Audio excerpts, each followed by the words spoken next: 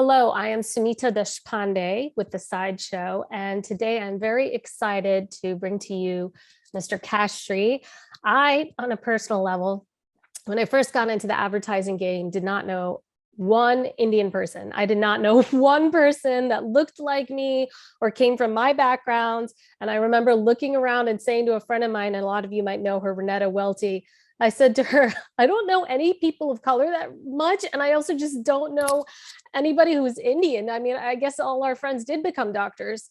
And she said to me, you really need to meet Kash. He's amazing. He is inspiring.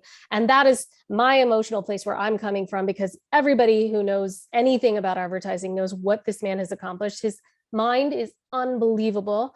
He's been at amazing places like JWT, the community. I won't keep going on and on. You can look him up on Wikipedia, but this guy is amazing. So thank you so much for being with us, Kash Sree. Oh, thank you. How you doing? I'm good. How are you? All right. I think it's been a mad day because I've been in back-to-back meetings. So if I'm a bit flustered, it's because I'm a bit flustered.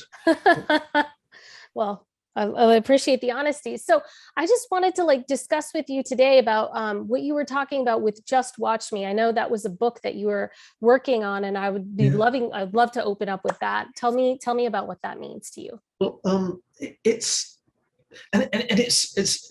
a fuel that I had to change, or I'm in the process of changing, but it got me somewhere, and I needed it, because if not, I would have died.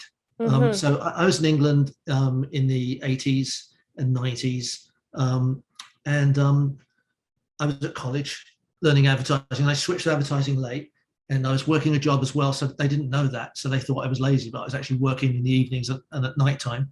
And my advertising instructor was just a fucking racist. It's pretty obvious, you know. I mean, he was known for it. And he was telling all the other, there was only like 5 or 6 of us in advertising, and he was telling the others that they could go and go to London, which is like the place you'd have to go. That was where the business was. And he goes, but Kash, you could probably stick in the periphery. You know, you could work in the suburbs, like for car showrooms and stuff. You do stuff for like the local garages. And I just thought, fuck you, just watch me. And I was going to say, okay, I'm going to take that and I'm going to use that as fuel, and I'm going to show you. And I was the only one that got a job in London. It took a while, but I went for it. And then what I would do is, like, there's going to be lots of people that don't believe you. There's going to be lots of people that try and put you down. It happens naturally, sometimes because of who you are, but sometimes just where you are and just circumstance. And you could use that and you can be broken by it. Or you can use that and you could say, I'm going to use that as fuel. And it's a form of like mild rocket fuel, which is great as you're climbing up. But you have to change it when you become a leader. Because no one wants a pissy leader. Do you know what I mean? It's 100%.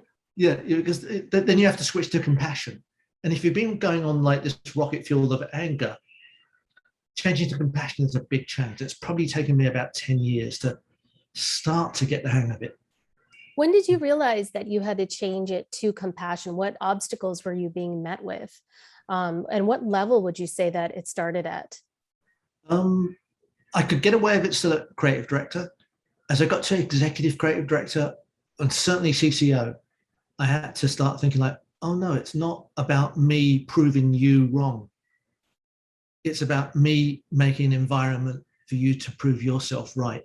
And if my natural inclination is like, okay, I hated authority, great, until you're the authority. Or I could fight you, great, unless you're the person in power, then you're a bully. And if your natural inclination is to fight, it's fine if you're the little guy, it's not fine if you're the big guy. Right.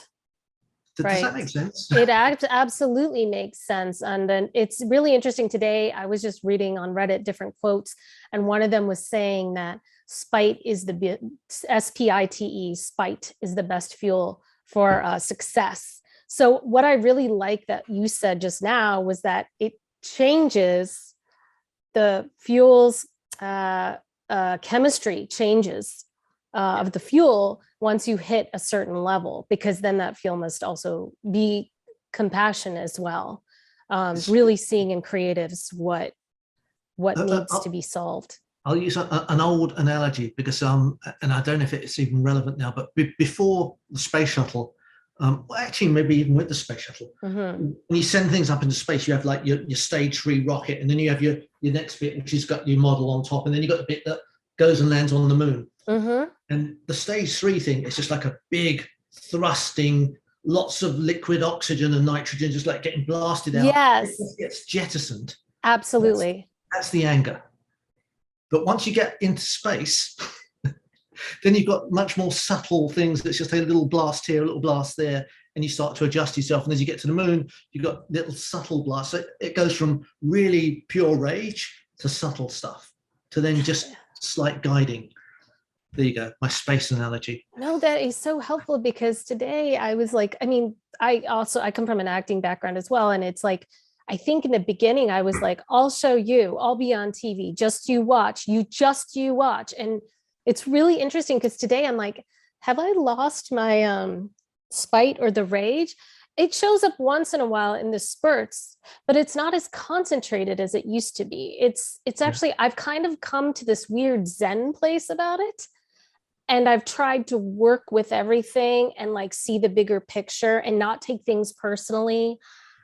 And no, it's really cool what you're saying, because I was like, wait, have I changed? Have my wants changed? And in ways it has, but it's like, I turned down an audition today because I was just like, this is something that's not right for me. And I don't think I would have done it a long time ago. I would have been like, yes. There's like, it's such an intense. I can do this, damn it. Yeah. And then today I was like, it's okay. This is not right for me. And it took me a really long time to get there, because you just start to, like you said, know yourself and feel yourself with the balancing it out. It's really cool the way you just put it, because it's a compassion thing. It's not coming from anger and rage anymore. Yeah. I still have it, and I have to check myself, or sometimes I can use it. Yes. Yeah. But it's also, oddly enough, there was another parallel, and I think we've spoken about this before. Yeah. It's martial arts. Yes. I used to do another style a long time ago, an internal style. Yeah. It's like and it's a power style. So it's an internal power style, but it's an external power style. So if you think about the moves, are very karate like that, very strong. I'm macho. I'm going to match your strength with my strength, and my strength wins. Or and they would break things across you and have two people pull on your neck with ropes and hit you with baseball bats, and it was like attrition. It was very macho, but it was like. But what it does, and yes, it had some real skill and things in it as well, but what it does is it shapes your thinking. Yeah. Especially if you train like I do, you put yourself into it and it becomes like immersive. Yeah.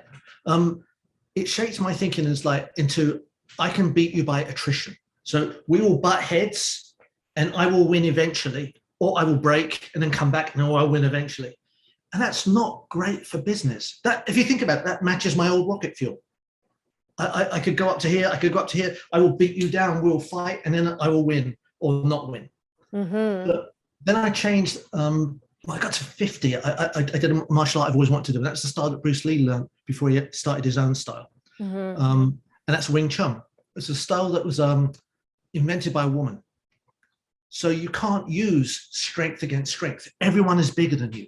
So you use angles and you use softness and you use... and so the style is based on, so you hear Bruce Lee talking about be water. If this is the thing, you fit it. Then you go around it. If this is the thing, you find a way around. So it's based on a log floating on water. The water goes up, the log goes up. The water goes down, the log goes down. But the same thing, or the water matches the log. The same thing is like water can crash. It could be hard, or it could be attrition, or it could be soft. If it's a cup, it will fit that cup. So, sorry, this is going around. That's badly quoting Bruce Lee, but what it was about was like adaptiveness.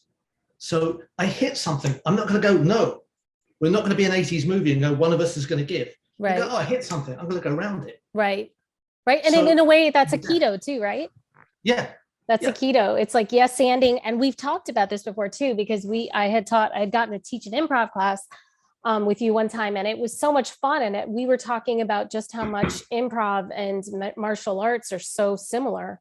Yeah, if you do it well, because you can't go in there with a script. No. You have to go and say, here's what's happening. How do I react to reality rather than here's what's going on in my head. There was that SNL sketch a long time ago with I think it was Jim Carrey, where he goes, okay, I'm going to show you how to defend yourself from this knife. And the guy goes, okay, you're going to come in, I'm going to do this. And he goes, and he stabs him, and he goes, yes, the problem, that was the wrong attack. Because he had in his head how he was going to defend it. Yeah. So he had a script in his head. Mm-hmm. And it wasn't the wrong attack. He didn't adapt to what was going on in front of him. Mm-hmm. So we use that to sort of explain things in martial arts, but it's that idea of like being adaptive, being soft, being like, I would, early on in my career, it'd be like, if I didn't get my way, if they didn't buy my ad, I'd be crestfallen. They'd be like, everything. Yeah. So I thought I had a limited amount of ads in me, a limited amount of good ideas. Oh, so, you thought that about yourself? Yeah. So I thought if one of them would go, then, oh, fuck, I've only probably got like 19 more, maybe maximum. But it's infinite. And I think you'll also see that in people. Mm-hmm. You see that the more junior they are, when something goes wrong, they stiffen up and they freeze. The more senior they are, the more resourceful they are. And they go, oh, I can adapt to that. And that's like him. That's a really good way to put that. Yeah. And also martial arts, right? Because being stiff is your worst enemy. Yeah. Sorry, I don't. No, that was so helpful to stiffen up in the moment, and then to also just the more seniors are there, more it's more like a palm tree. You just sway with what needs to be, but you still hold your ground. Yeah, and also it's also like, so for instance, like with karate, if something comes at you, you take this big step aside like that, and then you hit them like that, and it's like, but with Wing Chun, with flowing with it, you do this, and not only do you do this, you hit them while you're doing it, so you seem twice as fast. So you're not stepping away, coming back, and then now I'm going to come, it's my turn. It's like, no, your turn is my turn. So tell me, okay, so what I really liked was the idea of this compassion fuel. When you noticed, how did you notice? What did you notice happening? What kind of attrition were you noticing when you needed to change? What were the signs? Were campaigns just not going right? Were juniors acting up? What was it? It's a lot of things. One, it started a long time ago. Like I nearly joined Gary Goldsmith when he was at Low, and then someone else came in and he said, I wouldn't take it by you. But as I was about to go there, he said, don't be a victim. And I thought, I'm not a victim because that's aggression. I'm not. But it's like, no, I am a victim, because even aggression is the resource of someone that has no resource. Mm-hmm. Like, wow. Oprah would call that an aha moment, a resource of someone who has no resource. Go ahead. So, and that's when you get communities that have got no resource, and what they're left with is aggression and violence and intimidation. Mm-hmm. Because that's all they've got. Yeah. That makes so much sense. And so, because there's so many signs that can show up. And this is why we were talking about this idea of, and it's so into martial arts. And heck, if anyone's ever had a really bad improv show, you're like, I'm never going to do this again. Or you think you only have so many good ideas on stage, you are like an endless well. But the idea of just watch me and getting back up, particularly as a creative in advertising, that was so interesting to me, because it's like, it's what I really like, again, is if it's the idea of the spite turning from the rage and the anger into compassion. I think that is such an interesting way for people to look at things. What would you say, like for you, is how do you start with brainstorming an idea for yourself? Lots of things. One, that idea of like creatives. One, it's okay, and it's how many ones can I say? So many. I mean, how many times I say incredibly indefinitely? The challenge. There are lots of things to factor in. One, all creatives are batshit crazy. Accept it. And then understand why we're having such a hard time now in corporate America, where holding companies are saying, no, everyone has to behave a certain way, and no one can be odd or quirky or weird, or because you make someone uncomfortable and you're gone. Not realizing that these are the people that are going to be your bread and butter, because they're not thinking like everyone else. And they misfits. John Webster, who was one of the gods of advertising, one of my original bosses brought him in for an interview, And he came with a wooden box full of objects, which was his portfolio. And this is like one of the greats of advertising. And it was like, oh, I've got this. And maybe, and this reminds him of a story. And here's one of my ads, but I drew it. And it was like, he was really odd. Now, today he wouldn't even get a job, but he's Hall of Fame everywhere. I mean, he was just one of the greats of advertising. And we are getting rid of that because we don't understand madness. We don't understand nonconformity or people that are prickly. There was one guy, and he pisses me off as well. But that's my problem if he pisses me off. He's odd, he's quirky, he's a little bit bristly. He's had an odd upbringing. He's a person of color, so he's already got a suit of armor that's a little bit rough. And I was trying to bring him in, and I was trying to teach him. And yes, he would piss me off, but they said I couldn't hire him because he pissed everyone off. And my point is, we're talking about being accepting. It's like, no, we're not. It's accepting, but by accepting, you mean accept us, not accept anyone else. Yeah. And then that accept turns into an accept. It's interesting because one time you had said to me, all creatives are damaged in some way. Yeah. And I remember that very well because it's also so true about comedians or anybody in improv or a lot of actors. It's just something happened and you are just weird or damaged or strange in some way. And that's okay. It's completely acceptable. Yeah. And that little chip on your shoulder. Sorry, I don't mean to interrupt. Go ahead. It's true. If you think about like Lord now and Lord when she first started, was probably in her mind ugly, quirky, parochial, and that's what made her really interesting. Lord now has had some therapy and she's not interesting anymore. and I'm sure she's a better person and she'll live longer, but I don't want to listen to her music anymore. Yeah. It's also like art and expression is problem solving. It's realization. Yes. And all realizations are painful. Yes. Like for me, wisdom is nothing more than scar tissue. It's just mental scar tissue of fucking up over and over again. And you go, oh yeah, maybe I shouldn't do that. Yes. Or I've been there and it wasn't a good idea. Or I've been there and it was interesting, but it wasn't right for me. But you got to go there. And so therefore you get broken, you work your way through it. But for you to actually realize something, there's got to be something at stake, and there's got to be something like I failed, I fucked up, I lost something. Yeah, pain. Yeah. And there has to be failure, right? And we don't, like, people in advertising always, well, they kind of talk about it, not really, but this idea of failure because it's associated with commerce, it's associated with business, it's associated with money. And so there are such high stakes there. So when a strategist or an account person tells you, hey, we have to play it a little bit safer or whatever, the idea is completely compromised because it's also in the name of money.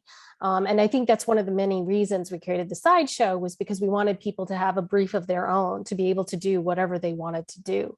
But I am really just so curious, when you get a brand, when you get a brief, you Kash Sree, when you get it, how do you brainstorm? What is your process? I'm so curious. Okay, well, look, I've got, and again, this is part of my side hustle, is I'm trying to write courses to teach people how to ideate. That's called Concept Monsters. So hopefully that's another 6 months. But see over here. Yes.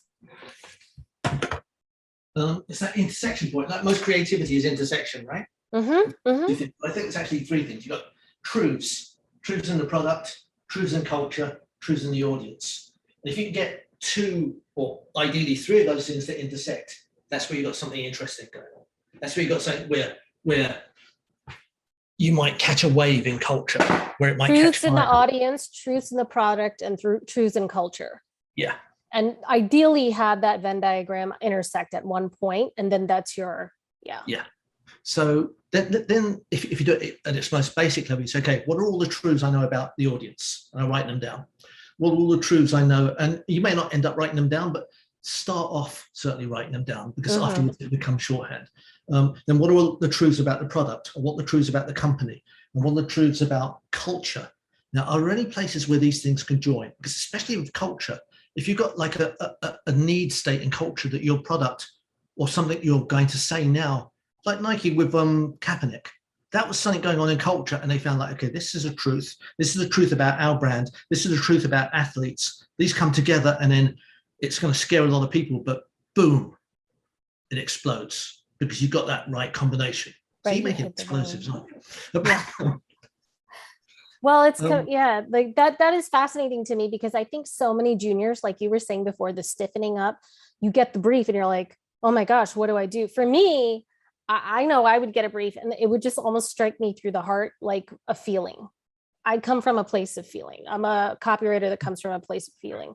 But that to me would, and usually those were, there was something dead on. And what I really liked about the way ad school trained us, because I know some people are super against ad school, but what I really liked was the idea of taking the brief, going away by yourself for a little bit, coming up with just any ideas, not censoring yourself whatsoever. And then as a writer or whatever. And then this is what I also loved when I worked at an agency with a partner that I loved and trusted, which I was very lucky to have some that I did. We would meet up again and we'd say, hey, what about this? What about, and then we would throw out every idea. There was no, and that was actually very helpful from improv because there was just no censoring whatsoever. And it's actually really interesting. You can tell, probably martial arts, I can tell when I meet someone from an improv background because they automatically just know how to yes and when it comes to ideating. And my friend might say, you know, I had the strangest idea, but I had this picture or an image of a car covered in gold and it's a watch. It's so stupid. And I'd be like, no, it's not stupid because I wrote this line that could actually, there's something here. And that was, you know, your idea. And I just got chills talking about it. But like, that's what I'm saying. I feel things in my body, like my body will tell me. And when I teach improv as well, I tell people those words like the moment that took your breath away, gave you chills. Your body will always, and I'm sure in martial arts, you know this, and I've never done martial arts, but your body will tell you first. Like it will tell you. And you just have to be instinctually in touch with that because that's also, so sorry, I'm I was jumping just in. to say, ultimately, advertising is us responding to something very emotional, right? Yeah, and it also is that working at an instinctive level. Yes, But to yes, do that, you've got to do the work. Like so, yes, what yes, Bruce Lee yes. would say, going back to Bruce Lee, because I speak about Please. No, him so that's much, so cool. is like he'd say, I teach you to kick, I teach you to punch, and you do it lots and lots of times. But when you fight, the kick kicks itself, Oh, punch punches itself. You shouldn't be thinking about it. no, you should not. And UCB's motto is don't think, which I love. Ah, And Martha Graham, the famous dancer and dance yeah, teacher, choreographer, said, technique will set you free. So you're doing those kicks in class or leg lifts in class in a certain way every single time. So it becomes muscle memory. And yes. then when you need it, you can use it in your compassionate way at a level that Going works back to for the Bruce Lee whole. again a little bit, it's like at one point he had a really successful group of schools because he was fucking Bruce Lee. Mm-hmm, And he shut down all of his schools. mm-hmm. And they said, why? You're doing really well. He goes, you don't get it. You're all trying to fight like me. I need you to fight like Oh, you. This is yeah. expression. Yeah, So absolutely. then you're mastered by the style. You're not mastering the style. 100%. And there was, I mean, even in Meisner classes, a lot of acting Meisner is just repetition. Someone says a line, your shirt is blue, my shirt is blue. And you wonder why you're doing this stupid thing back and forth repetitively, how many times. And then you start to realize, even in life or in scenes, you can pick up on subtext so much better than you used to be able to. So those exercises, those basic exercises have been created for a reason because ultimately later serve you. But that is so cool that he shut down his schools because he just decided that he didn't want people to fight like him, that he wanted people to find their own unique way of fighting because that's the Yeah. magic. And because fighting is not, it's still expression. It's Yeah. still you. And that's the same thing with advertising. If I can't see you in your advertising, then you're not any good. I mean, I'm not saying it has to sound exactly like, but I could feel you in it. And Yes. that's why, like, people say, like, what do you bring to the table? And it sounds like similar things. I bring my soul.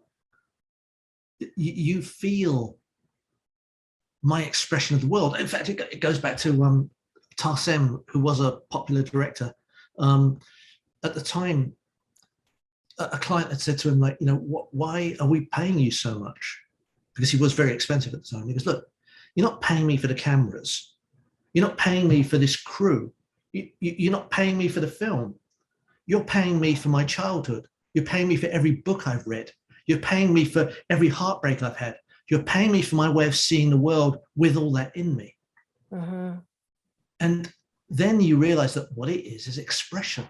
Mm-hmm. Now, you can still answer clients' problems and stuff, Mm-hmm. but you're going to express it as a form of you. You're going to have varieties of you. You're going to have like, some breadth in how you speak. Or some people just speak in one voice, but I like to have like a few, but it's still you. You still feel it. Yeah. It's like when you see a billboard and if you really know the copywriter well, you're like, this has got so-and-so written all over it.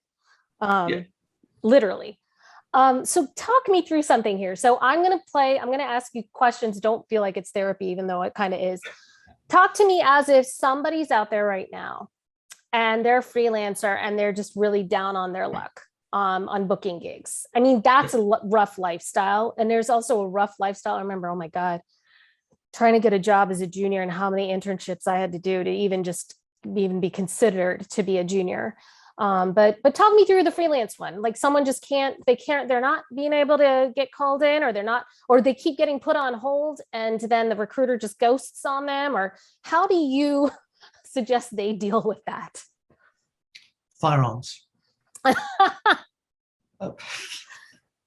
No, well, it's funny. I got really lucky. I didn't get into freelance until I'd already you certainly made a name really for yourself. well. Yeah. And someone said to me, I don't believe these people that say they never have to ring a headhunter, and I said, oh shit, I'm that person.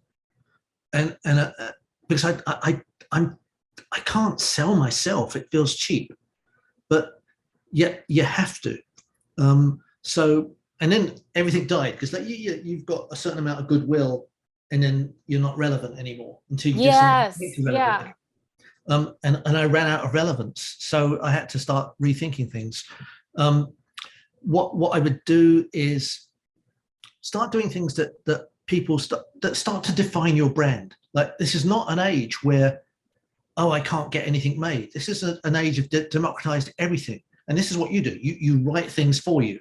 You write articles. You get yourself. People say, oh, I don't get interviews with magazines. No, you don't get interviews with magazines. What you do is you write an article and you send it into the magazine, and they're so lazy they'll publish it because it saves them work. Yeah, absolutely. And let's say that you spoke to something very true. If somebody hasn't had the opportunity for a ton of clout or a lot of awards, and they're having a really hard time finding freelance, maybe they were laid off from somewhere, what do you suggest they do? Also, the funny articles, guerrilla, obviously, we have TikTok these days. I mean, yeah, but also work for free. What the fuck's wrong with working for? If you're any good and you just say, look, have you got anything good? I can come and work on it for free. Then they've got nothing to lose. To prove yourself. And you might get something in your book. Yeah. Because they're not going to give you shit if it's for free. Or if it is, then you go, no, I'm sorry, I'm not going to do that. Mm-hmm. Right. I'm not going to work on this. This if you have anything juicy, you might have another team on it, but I'll work on it for free. Mm-hmm. Then you've got a shot at some of the better work. And you got a chance to put something in your book. Time limit, obviously, like 3 months or 2 months until they fall in love with you. But yeah. Yeah. I mean, usually that's a week. Yeah. And it's something you're doing at home. You could still be doing another job. Yeah, that's true. That's true. At a place that you would really love to be at, or even maybe if you see an account they've got and make something even better and send it into them. Or do something that gets talked about. A team that used to work with me, or at least half of the team that used to work with me, he lost his job, and then he set up a thing with someone else where they would write ideas for you to steal. And like, so they created this website and go steal these ideas. And wow. It's like, here's all these ideas and you can steal from them. That got them a job at Droga, where they then went on to win the Grand Prix. So it's not always an immediate move. It's building towards something. It's creating something that is an offering to others that can be used, then people will come back to you for that service or that offering, and know that you are so prolific that you will have so many more ideas for them to steal from until they eventually hire So you. every interaction of you is a valuable interaction because they get something. I've got so many people that come to me and have said, like, look, I've been doing this shit work. Just give me a chance. Can you just, it's like, you've had chances. You've got chances now. You could rewrite your book now. But you want to do it while you're being paid. Right. And it's like coming to the table with some meat, something that you come to the table with, because this often happens with actors as well, as they won't have an agent. And they're like, I wish I had a better agent. If I only had a better agent, I would get this further. Whereas my other friends who are also actors, maybe even non-union, would create a movie for themselves or something amazing that they made for $10,000 that they, I don't know, got from, I don't know who else. Got, so going back to Gary Goldsmith's advice, don't be a victim. Yeah. Because that's the only resource you have, is when you have no resource. Yeah. And it took me about 15 years to get. It's like, I'm not a victim. It's like, that's what you mean by don't be a victim. It's like, I'm not angry. It's like, how can I work with this? How can I adapt to it? What can I do with this rather than lament? Talk to me about that. You said something so interesting. 15 years to get a lesson, because damn, has that happened to me. Yeah. I'm like, if I had only learned it, really like grasped the concept of it 15 years ago, how much further I would be along by now. I mean, it's just talk about forgiving oneself for that, to bring the word one back. Oh, that's one of my part. I pray, but what part of my prayer is to learn to be kinder to others and myself. And that's interchangeable. I might as well start to learn to be kinder to myself and others, because I'd be really hard on people because I was really hard on myself. And I sort of think, well, I can take it. Why can't you? But it's like, why should they? And that's, you know, like it used to be like, why can't you? It's like, why should you?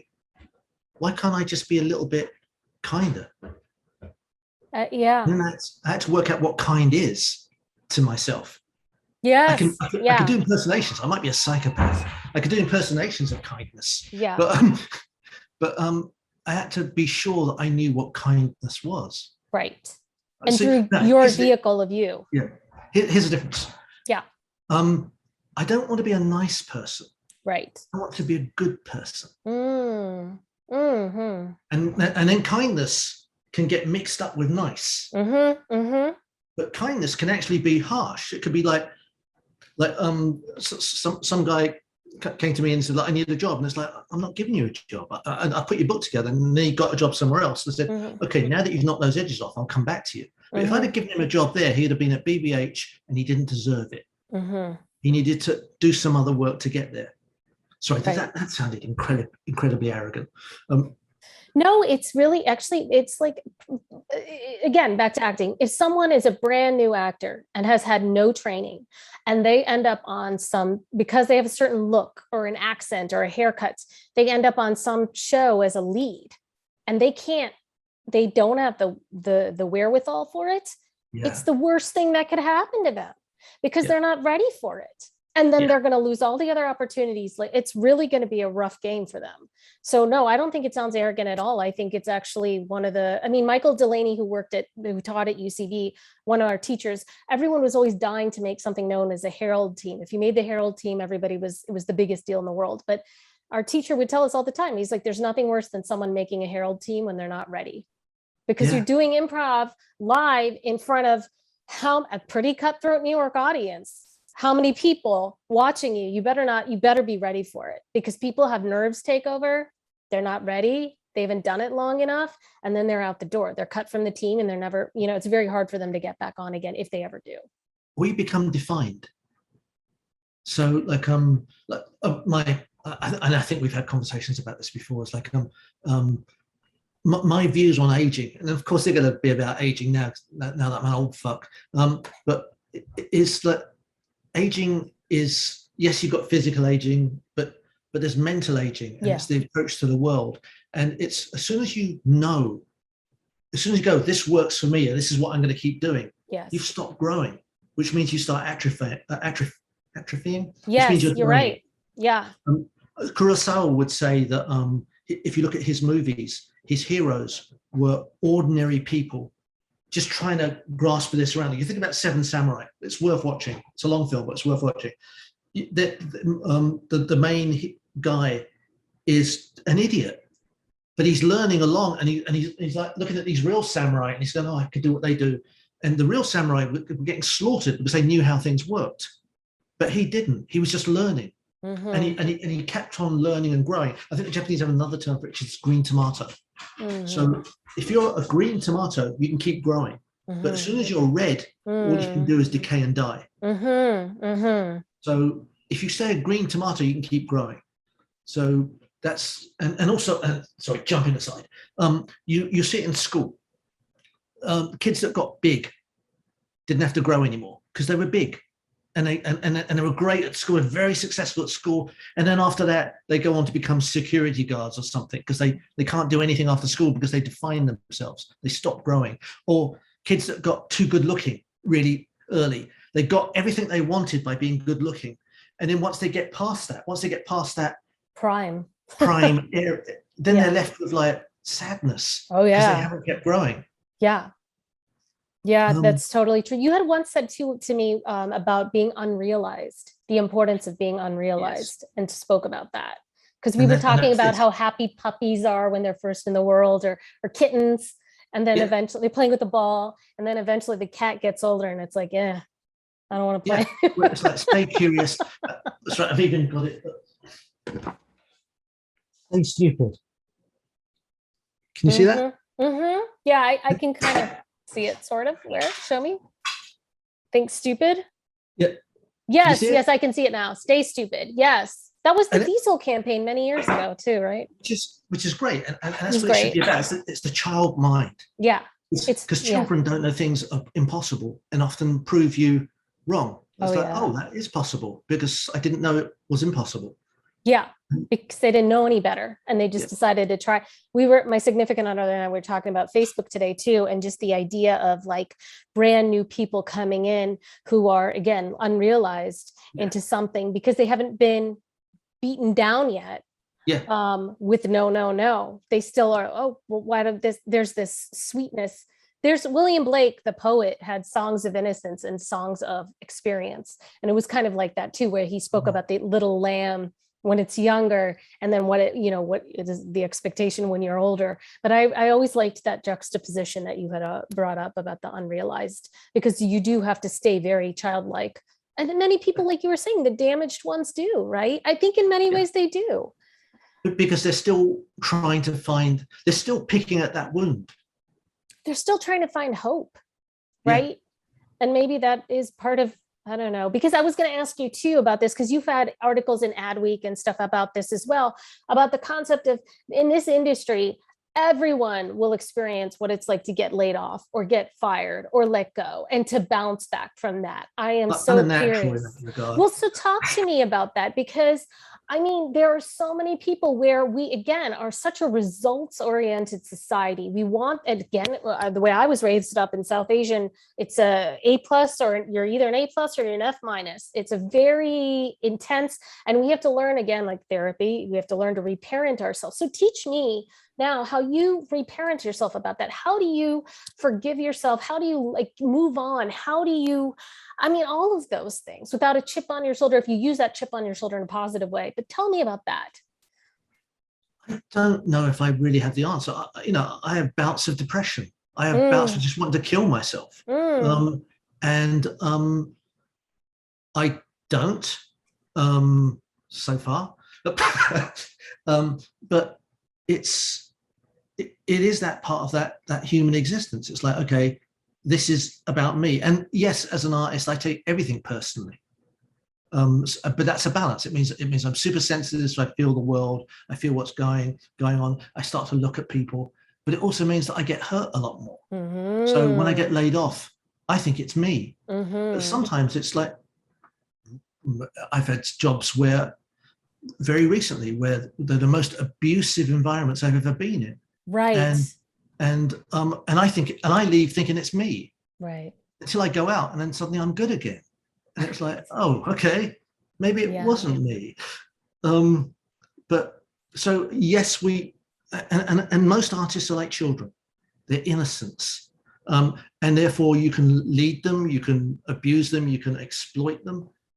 And that happens a lot. And also, because they're like children, they'll ask the questions that sometimes piss people off. Like, why are we doing that? Why are we all just spending time reading this email so we could charge the client more when we could be using that to pay for work? So true. Next week you're fired because you've just exposed how they overbill clients. Yes. But you're asking, it's like we're in an industry where everything's going wrong. We're becoming less and less relevant as an industry, and yet we still can't get over our addiction to overcharging because we have to feed our holding company. And it's like, no, there's got to be a better way. Yeah.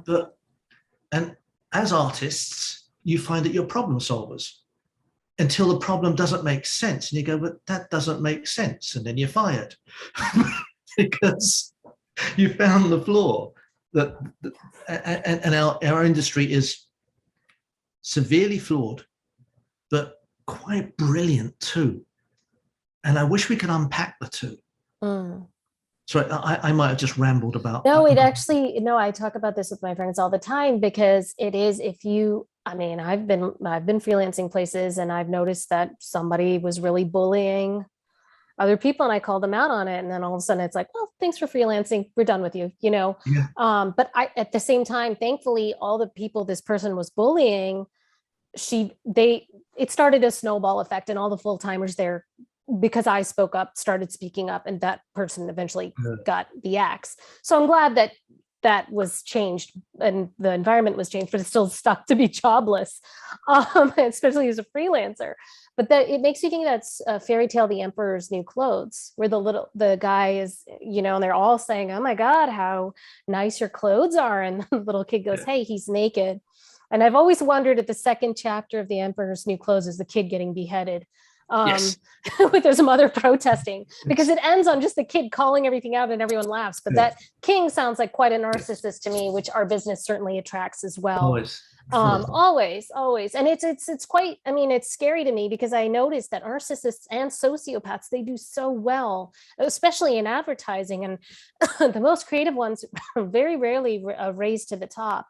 It's just because I think, again, like you were saying with the water situation, it's very rare. Yeah. It also, with my own things as well, and getting fired and getting abused and not always getting it. Well, I'm a bit dim. I don't always get the situations like, oh, I'm not supposed to say that to her, because that she actually holds the power, and she has a fragile ego, or he. But what I do realize is that the universe puts you in situations to learn things. And sometimes you don't realize the lesson you're supposed to be learning. Like a situation I was in was the worst job I've ever been in. Wow. But I was there, I think, to learn about me, because this person was a bully and a narcissist. And I realized that I'm not sure if the person was a bad person. I think the person had become bad. And I realized that this was just more pronounced things that I do, and I wouldn't have noticed it unless it happened to me. And that was my lesson. So I had to sort of say, okay, well, thank you for that. Oh, yes, always. And I think that's the other thing, is trying to be, and I've been told I'm not grateful, but I'm grateful in other ways. I think the other thing is to be eternally grateful when the universe is giving lessons, to say thank you. Yeah. Thank you, teacher, because what an exceptional teacher they were to teach that lesson to you. I have had teachers who have taught me the red flags, and I didn't pick up on the red flags. And now I can pick them up from a mile away and avoid that person, whether it's a job or dating or whatever that is. I'm like, I can see better than a black diamond, ski, but like I see more red flags like more quickly. And I just know that that's the type of thing I need to avoid. I have to check my personality, because again, the way I was raised, Indian, hard work ethic, power through it, don't complain, be sweet. And it took a long time, but I was like, how's that working out for you? You need to be able to stand your ground and say no. And when you can't deliver on something, you don't always just say yes. So that's something also I really needed to work on. So yes, at the end of the day, it's the forgiving of yourself first, which it took me 15 years to learn that before I can forgive others. But it's also realizing you deserve to be forgiven, because you don't feel deserving. Like, no, I don't deserve to be forgiven. I'm awful. And then it's like, oh, no, you deserve to be forgiven. Everyone does. Yes. And I wonder, as an Asian American parenting situation, if that is something, or Asian UK, but the parenting situation, because that's what I think parents over there were it's a very difficult upbringing in India. So I think a lot of times that transfers, just because they want the child to do well, but it can turn into such a lot to again, like you have to reparent yourself. And how would I do this so yeah, talking about so where do you find your inspiration after bleak? Is it visiting an art museum, or just creating something silly on your own, or guerrilla, or a podcast, or? Can you ask the question again? Sorry, because I drifted. So you were talking about, and very naturally, and I'm so glad you brought it up, all creatives, especially creatives, are so prone to anxiety and depression. Like, no, and Josh and I talk about this all the time. No one can psych themselves out with their great imagination to the most worst benefit possible, like a creative. Like a creative will take anxiety and depression and just take it to the nines, really take themselves there, like whether it's words or colors or images or feel, like we're plants, right? But the most sensitive plants, like we're hothouse orchids. So tell me how you, like, where do you reinvigorate yourself to get back out there again? Do you I know I go like this for a little bit and then I come back out. What about you? What do you do? I withdraw. I'm a sprinter, not a long distance runner. So I sprint and then crash, sprint and then crash. That's what I do. During those crash periods, I watch lots of film, watch lots of people, walk. Because while I'm not thinking is when I think. Because you would always talk about you're out for a walk with your dog. Yeah. And you think about Steve Jobs as well. He would go for meetings with walking. You actually think better when you walk. I like that. So just a forced walk, like even if you don't want to, you go for a walk. Yeah. And you think about it, like when they say, like, you're stuck on a brief, and it's like, just go for a walk. Yeah. Because you're not, or go to the bathroom, because you can't think about what you're thinking about then. You have to think about more important, immediate things. And when you're doing that, your answer comes. Yeah, absolutely. We have about 5 minutes left, but I want to ask you first. So if anyone has any questions, please go ahead and type it in the message box and we can answer those. My question to you is kind of like, what is your mantra to yourself during these like the darker times, or when you have to get that rocket fuel again? What are the things, the positive things that you do tell yourself to get yourself motivated and out there again?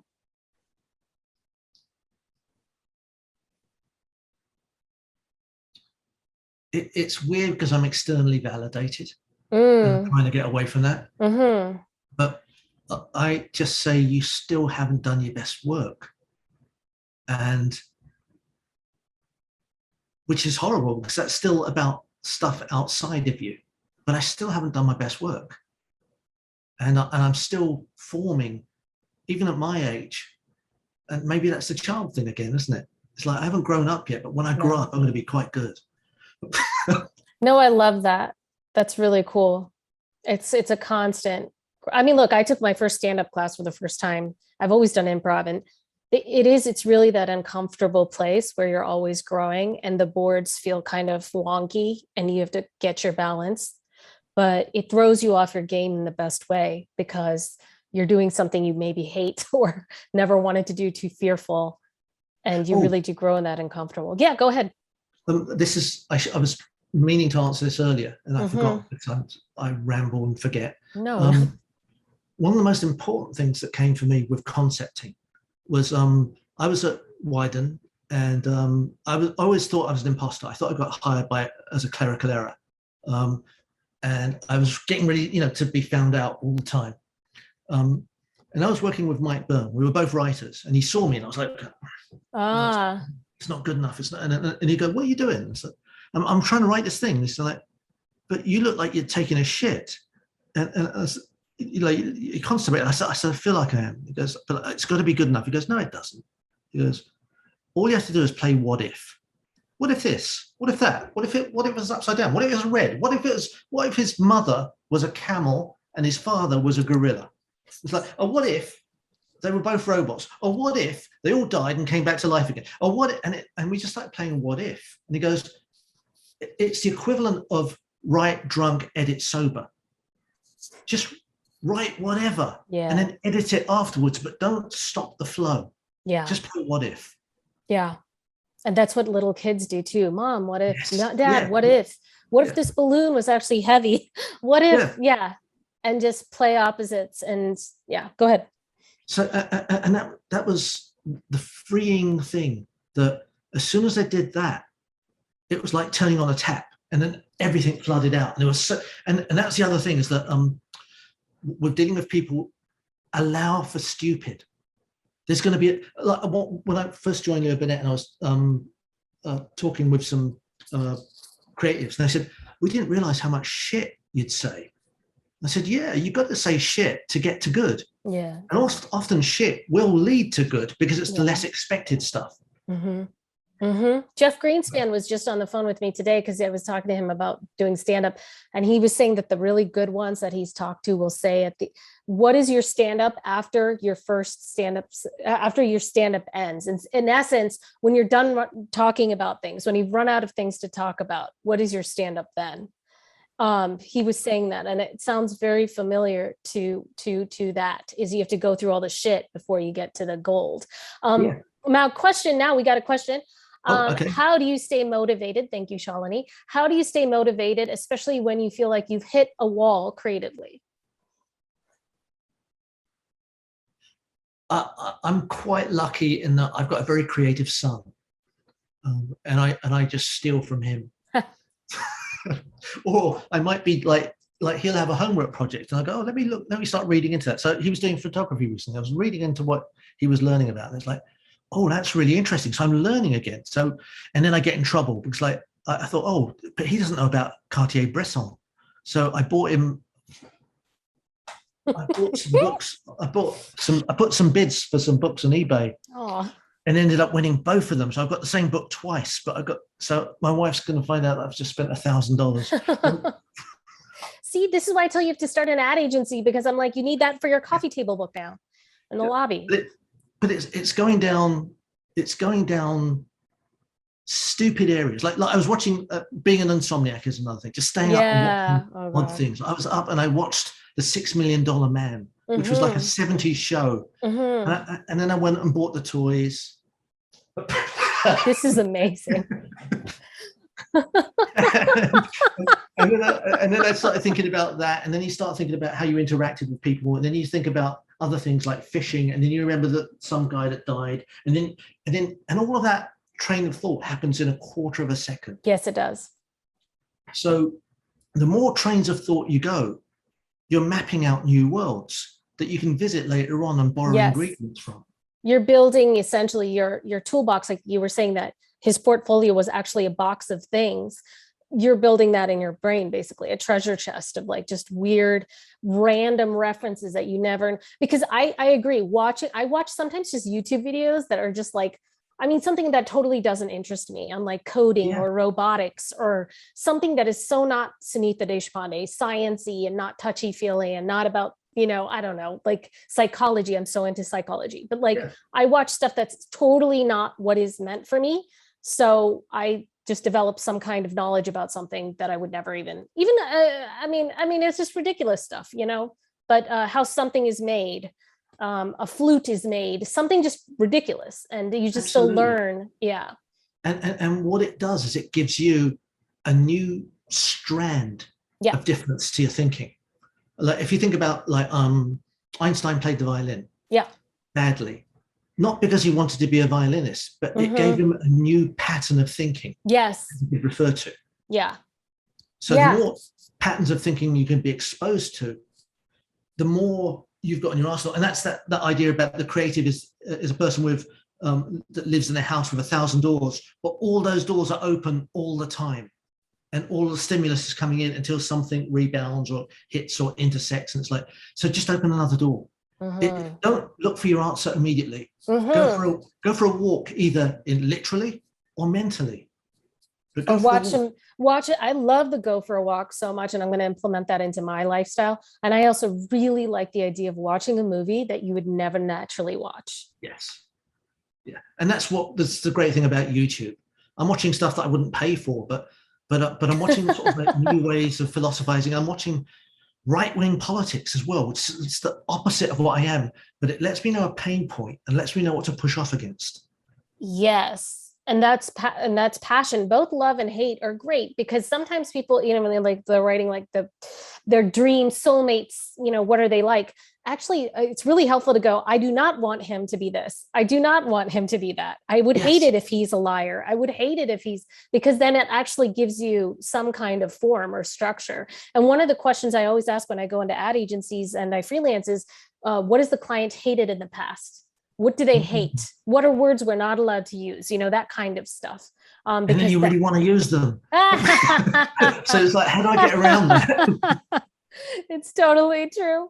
Well, thank you so much, Kash. We've got to end, but I really appreciate it so much. And I really am going to implement that walking thing, because sometimes you just need to, it's a kinesthetic thing. You know, you just have to get out.